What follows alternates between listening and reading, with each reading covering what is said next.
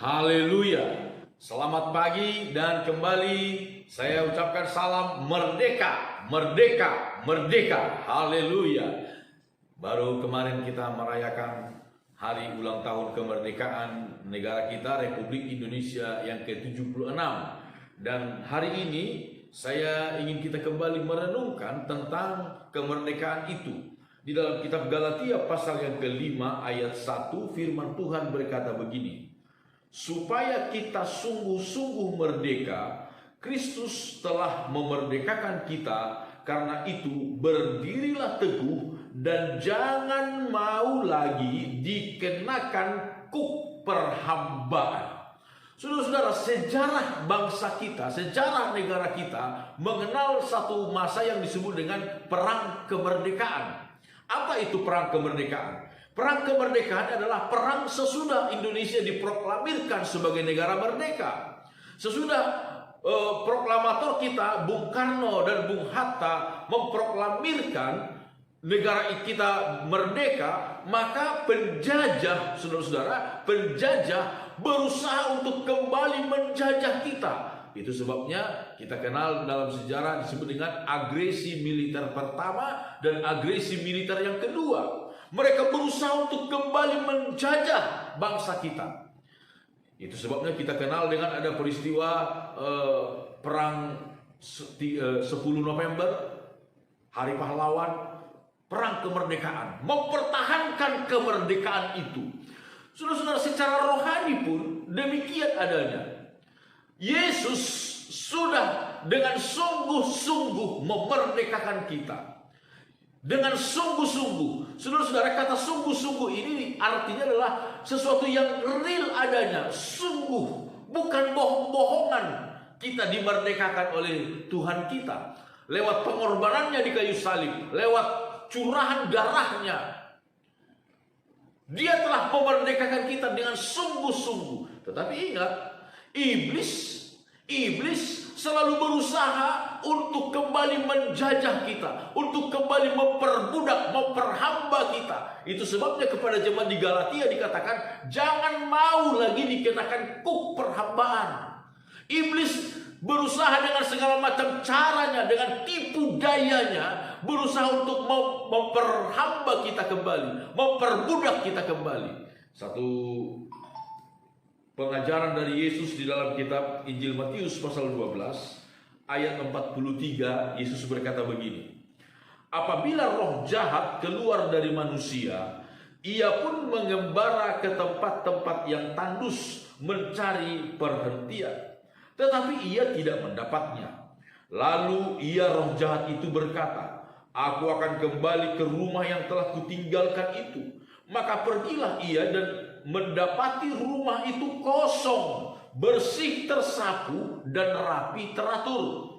Lalu ia keluar dan mengajak 7 roh lain yang lebih jahat daripadanya, dan mereka masuk dan berdiam di situ. Maka akhirnya keadaan orang itu lebih buruk daripada keadaannya semula. Demikian juga akan berlaku atas angkatan yang jahat ini. Yesus berkata, kalau ada roh jahat keluar dari seseorang, dia keluar mengembara ke padang gurun untuk mencari tempat perhentian. Tetapi ketika ia tidak mendapat perhentian, dia coba-coba kembali melihat rumah orang yang pernah dirasukinya. Dan dilihat, loh, orang itu dalam keadaan bersih dan kosong.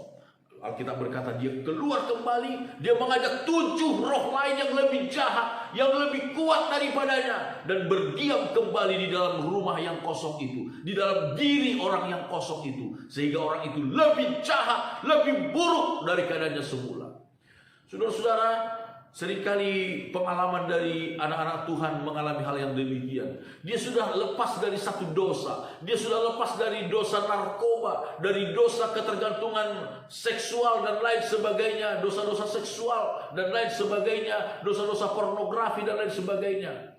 Tetapi satu waktu dia kembali dirasuk oleh iblis, dimasuki oleh iblis, dan kembali melakukan dosa yang sama, kembali melakukan dosa bahkan yang lebih jahat dari situ.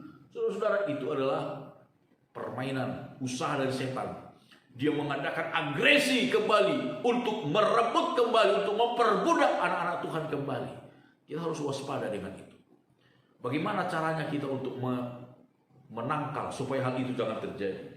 Itu sebabnya firman Tuhan berkata di dalam kitab Petrus, 2 Petrus pasal 1 ayat 5.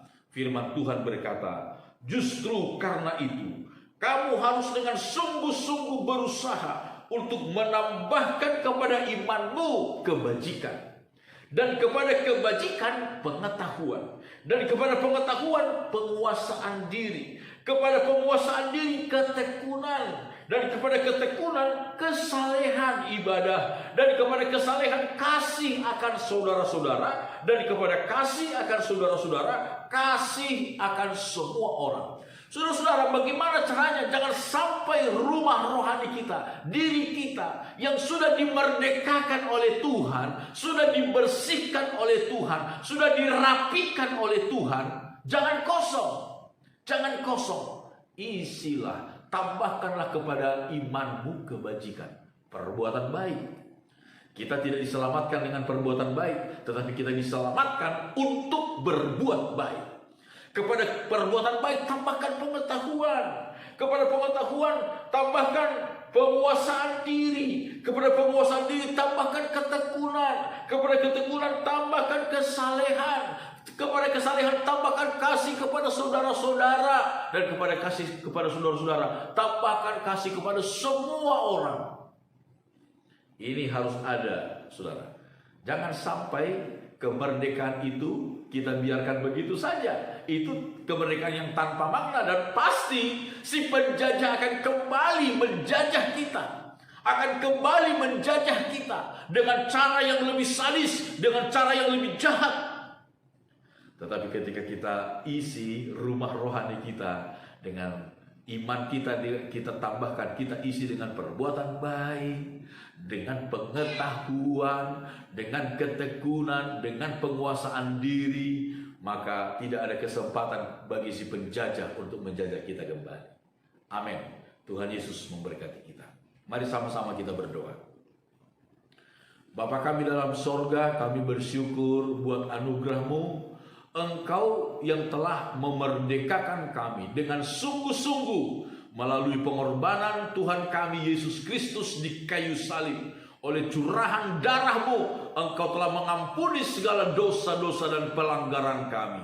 Terpujilah nama Tuhan. Tuhan, tolong kami untuk mengisi kemerdekaan yang telah Engkau berikan kepada kami dengan perbuatan baik, dengan pengetahuan, dengan penguasaan diri, dengan ketekunan kami, dengan kesalehan kami, dan dengan kasih kami kepada semua orang dan juga kepada saudara-saudara kami. Tuhan, berkati kami semua di sepanjang hari ini. Beri kami keselamatan dan beri kami kemujuran. Di dalam nama Tuhan Yesus Kristus. Haleluya, haleluya. Amin. Immanuel, Tuhan menyertai kita.